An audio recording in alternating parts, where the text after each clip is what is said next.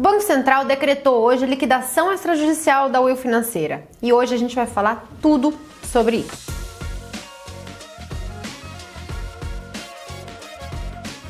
A Will Financeira pertencia ao mesmo conglomerado que o Banco Master, que comprou a Will Financeira e o Voiter e o Let's Bank, e comprou a Will Financeira em 2024. Então tinha esse conglomerado de bancos e a Will Financeira fazia parte do conglomerado. Quando o Banco Central decretou a liquidação extrajudicial do Master, a Will Financeira a princípio ficou de fora.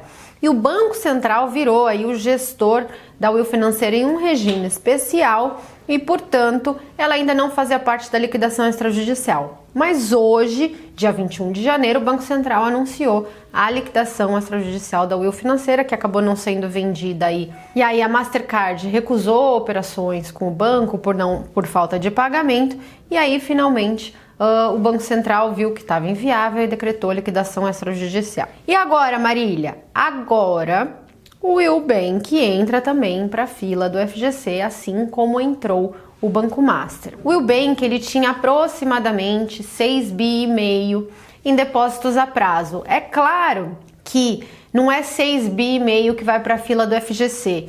Disso que ele tinha, precisa ver quanto é passível de garantia do FGC, né? Se estava em CDB, em poupança e quanto tinha até 250 mil. Então é isso que vai para a fila do FGC.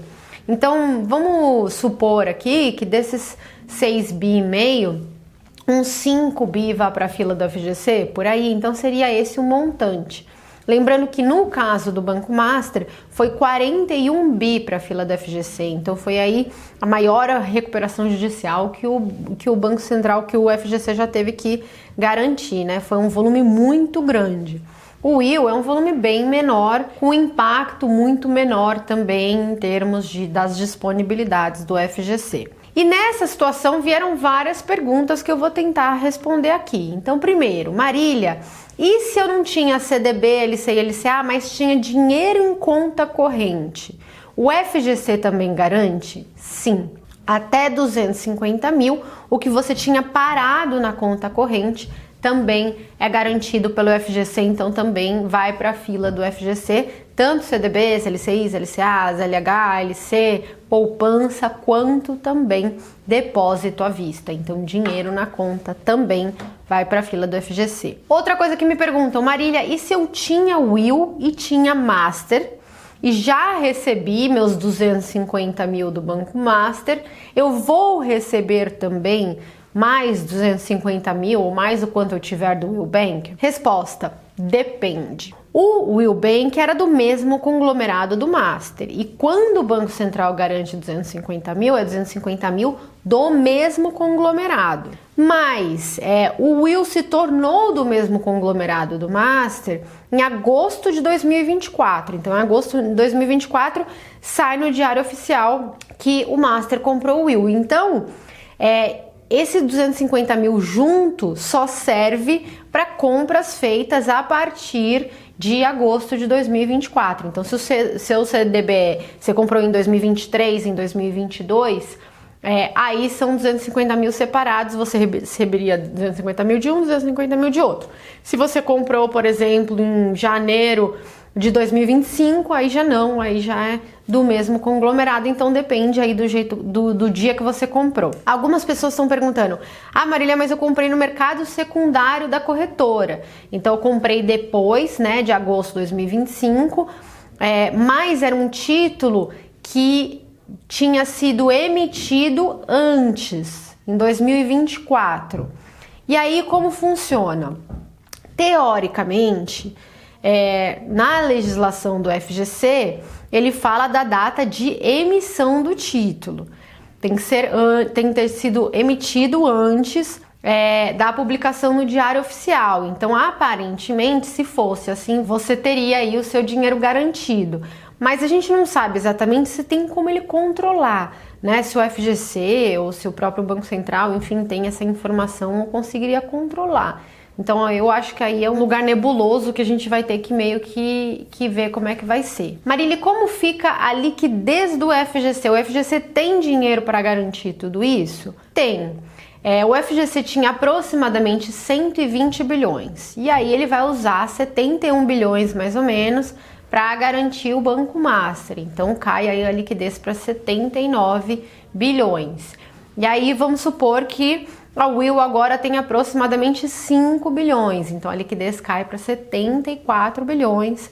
É um hit importante, né? Então ele fica aí quase com metade do que ele tinha antes, mas ainda assim tem 74 bilhões, teria, né, 74 bilhões ainda em garantias caso acontecesse alguma coisa com outro banco. Então, a princípio, sim, ele consegue garantir tudo e ainda sobraria 74 bilhões em caixa. Claro que com um hit desse tamanho, os outros bancos vão ser chamados a contribuir mais para o FGC para que ele consiga aumentar mais rápido essa liquidez.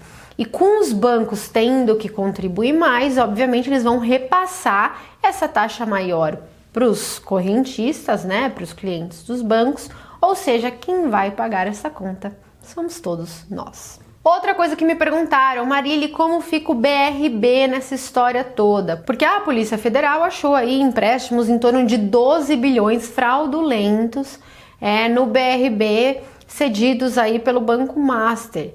E depois de toda essa situação, o Banco Central chamou o BRB, o controlador do BRB, né? O BRB é o Banco de Brasília e, portanto, Brasília teria que capitalizar o BRB depois de toda essa situação para evitar uma recuperação extrajudicial, uma liquidação extrajudicial do Banco Central, e vamos ver aí o que Brasília vai fazer. Mas caso você tenha liquidação extrajudicial do BRB também, só para vocês terem ideia de números, ele tem cerca de 24 bilhões em depósitos a prazo. Então, de 74 bilhões, né, que sobraram aí na liquidez do FGC, ele diminuiria aí para 50 bilhões só de liquidez, portanto bem menos do que a metade, se o BRB viesse também a entrar em liquidação extrajudicial, caso não fosse capitalizado pelo Estado.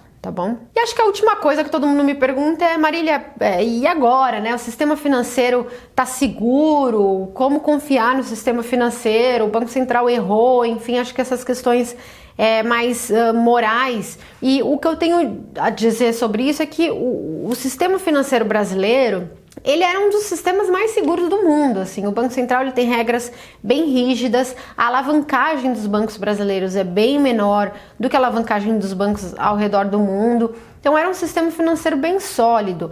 Agora, o Banco Master e esses outros bancos satélites, o que aconteceu dentro deles foi uma fraude contábil, né? Que é algo assim bem difícil também de pegar. A própria entidade monetária deve ter alguma dificuldade aí de pegar empréstimos fraudulentos, porque não está lá no dia a dia.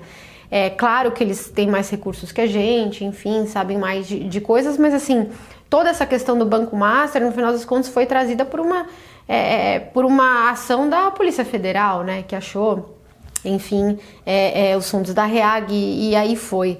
Então, a questão da fraude contábil, ela é uma questão assim bem difícil mesmo de você antever. Então, acho que tiveram essas questões pontuais. É claro que o Banco Central demorou muito para decretar liquidação extrajudicial, né? O Banco Master já é um banco que vem se arrastando há muito tempo, que vem com um balanço duvidoso há bastante tempo. As próprias corretoras, né, e os assessores que recomendaram esses produtos não foram responsabilizados. E por último, tiveram vários clientes também que sabiam do risco que estavam correndo e mesmo assim decidiram correr por conta do FGC. Então, na minha visão, o FGC não deveria pagar a rentabilidade exorbitante que foi prometida, até porque o sistema, no final das contas, tem que pagar essa conta. Então, na minha visão, as regras deveriam ser alteradas e o FGC, o Banco Central, a Febraban, várias outras entidades estão estudando novas regras, sim, de alterações para que isso não volte a acontecer e para que a sociedade como um todo não tenha que pagar essa conta da irresponsabilidade. Então, eu acho que regras deveriam mudar e acho também que quem recomendou esses tipos de títulos também deveriam ser responsabilizados. Vale lembrar que, por exemplo, aqui na Nord Wealth, a gente é uma consultoria de investimentos e a gente pode, pela legislação, fazer recomendações. Assessores de investimento, por legislação, não podem recomendar, exatamente por conta da questão do conflito de interesse, mas a gente sabe que eles recomendam. Agora, numa consultoria, o consultor é corresponsável pelos produtos que o cliente tem na carteira e responde por isso. Agora, no caso da assessoria, o assessor não responde por isso, então são tratados de maneira muito distintas, né? E aí não tem a responsabilização. Eu acho importante ter a responsabilização, porque a gente preza muito pelo patrimônio dos clientes aqui. É patrimônio que as pessoas demoraram uma vida inteira para constituir, vão depender dele na aposentadoria, então tem que ser tratado com extrema responsabilidade. E aí, claro, para quem está um pouco com medo do sistema financeiro, não sabe em que banco acreditar, aonde dá para investir, aonde ir para ganhar um pouquinho mais de taxa, mas ainda de forma segura, ou até para dar uma olhada geral na carteira para ver se tem alguns nomes, né, que não estão tão legais, eu recomendo que vocês façam uma consultoria, uma primeira consultoria com a gente, lembrando que a primeira reunião é totalmente gratuita, tá? Vou deixar o link aqui embaixo da Nord Wealth para patrimônios acima de 1 milhão, vale muito a pena. A gestão de um patrimônio desse tamanho tem que ser feita de forma profissional, não pode ser feita de forma amadora, o dinheiro que você conquistou aí a vida inteira. Então acho que vale a pena fazer uma primeira reunião. Na primeira reunião eles já vão te falar, olha, realmente esse nome não é legal, aquele nome aqui, esse aqui pode deixar, enfim, já vão dar uma primeira olhada, vão conversar um pouquinho com você e vão te apresentar o nosso modelo e os nossos diferenciais, então acho que vale muito a pena sim. Ah, Marília, eu tenho abaixo de 1 milhão, como é que você consegue me ajudar? Consigo te ajudar também no Renda Fixa Pro.